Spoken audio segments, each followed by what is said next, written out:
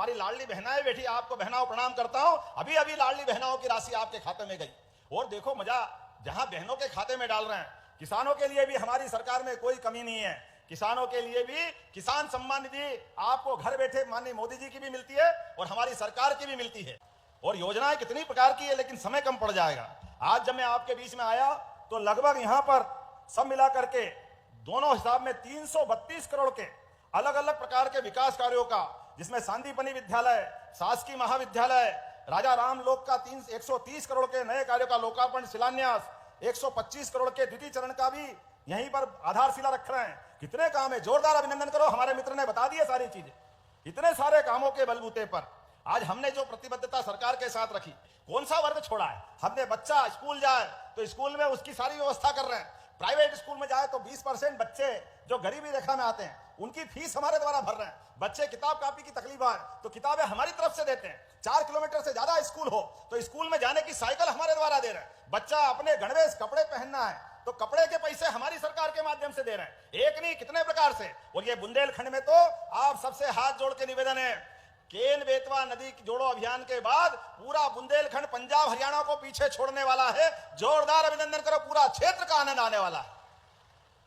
वो जमाना जो सूखा के कारण से जाना जाता था, यहां से पलायन होता था, वो सारी चीजें खत्म होगी। अब तो यहां निवाड़ी में अब से कुछ महीने बाद स्टील प्लांट का लोकार्पण करने आ रहा हूं। जोरदार अभिनंदन करें। बड़ा स्टील प्लांट 3,500 करोड़ का यही निवाड़ी में बन रहा है। एक नहीं, बहुत सारी फैक्ट्रियां ढेरों लग रही है हर वर्ग के लिए, युवा, महिला, गरीब, किसान, जो जिस क्षेत्र में आए सबके लिए सरकार के माध्यम से नई नई योजना ला रहे हैं। लेकिन यह तो योजना बताने के बजाय केवल भगवान राम का ये धाम का आनंद लेने आया हूं, भगवान का आशीर्वाद पाने आया और आपका दर्शन करने आया था। एक बार फिर हम राजा राम लोक के इस दूसरे चरण की सौगात के बाद फिर आपके बीच में आएंगे। लेकिन यहां हमारे मित्र माननीय विधायक निवाड़ी ने कुछ मांगा है तो देना चाहिए क्या? ताली वाली बजा के बताओ, मांगा है तो देना चाहिए। इधर ताली नहीं बज रही है तो देने के लिए विचार करना पड़ेगा। आपने कहा नेगुआ में प्राथमिक स्वास्थ्य केंद्र का उन्नयन करना चाहिए, हॉस्पिटल बनना चाहिए। बनाना है क्या? जोरदार ताली बजाओ तो मैं बनाने की घोषणा करता हूं। आपने कहा उवोरा पुछुरकर गुआ मार्ग, ये नया सड़क बनाना है क्या? ताली पीछे नहीं बज रही है, बजाना है कि देना है क्या? तो मैं नए मार्ग की बनाने की घोषणा करता हूं। ओरछा, मंडोर, चकरपुर चौड़ीकरण, ये भी जरूरी है क्या? कि भैया जरूरी है क्या? जरा इधर बता, जरूरी है क्या? अगर जरूरी है तो बनाने की घोषणा करता हूं। जोरदार अभिनंदन करें हमारे लिए इस नए मार्ग के लिए। आपने कहा निवाड़ी को नगर पालिका का दर्जा देना है क्या? तो फिर जरा कम ताली बजी तो परीक्षण करा के देखूंगा। इस अवसर पर आपने कहा कि यहां पर हवाई सेवाओं से जोड़ते हुए पर्यटकों के लिए व्यवस्था करना चाहिए।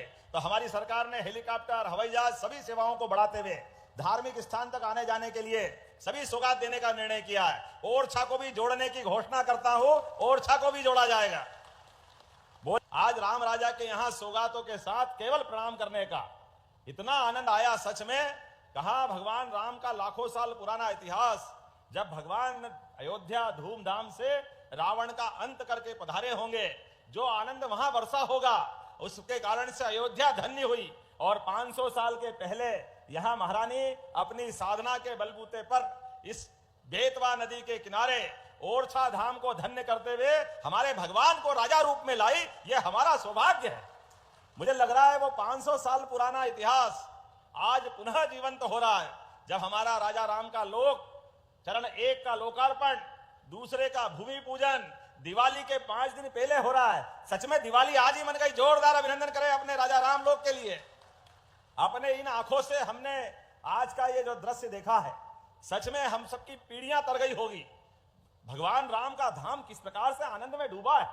जैसा उनका राजा का महल, हरदौल का महल, जुझार सिंह जी का महल, जो उनकी हवेली, वो बारादरी, फव्वारा, कचेरी, भगवान के धाम के पास राजा का जो आनंद था, आज राजा राम लोक का आनंद अलग अलग प्रकार से वापस उस लोक में पहुंच रहा है कि हजारों, लाखों, करोड़ों भगवान राम के भक्त दौड़े दौड़े यहां ओरछा आएंगे। जोरदार अभिनंदन करें, उनके लायक ओरछा बन रहा है। कितने प्रकार से काम चल रहे हैं। और फिर आज नया लोकार्पण भूमि पूजन हुआ है। ये यशस्वी प्रधानमंत्री श्रीमान नरेंद्र मोदी जी का जोरदार अभिनंदन करें सब, जोरदार ताली बजा कर। सुप्रीम कोर्ट के निर्णय के बाद भगवान का 500 साल पुराना हमारे समाज का संघर्ष, सुप्रीम कोर्ट के निर्णय के बाद अयोध्या धाम में भगवान राम का पुनर्प्रतिष्ठा, पहले भूमि पूजन फिर लोकार्पण होकर आनंद आया। तो आज भगवान राम वहां मुस्कुरा रहे, मैं निश्चित रूप से उनका आशीर्वाद यहां भी पा रहा हूं। जोरदार अभिनंदन करें और बोले जय जय श्री राम। जब हम जय जय श्री राम बोलते तो हमारे विरोधियों को पेट में दर्द होता है, उनको कष्ट होता है। वो कांग्रेसी किस मुंह से कहते थे कि कहां किसने देखा अयोध्या में भगवान राम का जन्म हुआ। वो प्रमाण मानते थे। भगवान राम और कृष्ण के देश के अंदर दुर्भाग्य के साथ कहना पड़ेगा, कांग्रेस के लोग कहते थे कहां के राम, किसने देखे, कैसे आए, ये सारे पाप उनके सिर पे।